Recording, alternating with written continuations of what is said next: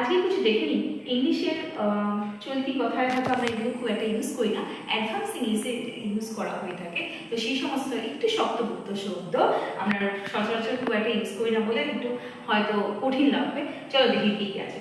Gomes bat, gobsmacked, GOBSMACKED, gobsmacked, sorry আমার first উচ্চারণ ভুল ছিল, গবস ম্যাট, অবাক। মানে আমি যখন অবাক হয়ে যাই তখন অ্যাডভান্স ইংলিশে এটাকে বলা হচ্ছে গবস ম্যাট। ওকে, ব্যামরুজল, ব্যামরুজল মানে কি? ধোকা। ধোকা মানে হচ্ছে কারোর সঙ্গে প্রতারণা করছি যেটা, সেটা হচ্ছে ব্যামরুজল।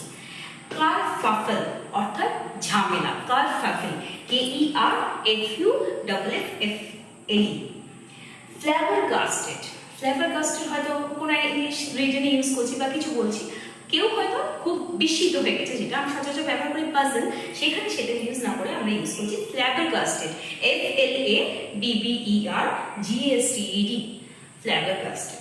ওকে, নেক্সট হচ্ছে ডিলি ড্যালি অর্থাৎ দেরি। কোনো কিছুতে হয়তো দেরি হয়ে গেছে তখন হচ্ছে ডিলি ড্যালি, DILLY ড্যালি।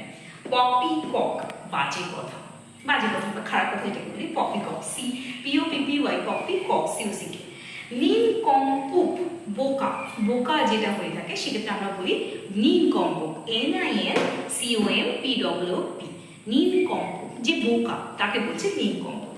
হোকাস পোকাস, কোনো কাজে ফাঁকি দিচ্ছে সেক্ষেত্রে আমরা বলছি হোকাস পোকাস, HOCUS POCUS। একটু উচ্চারণ সঠিক মতো বললেই হবে। That's it for today.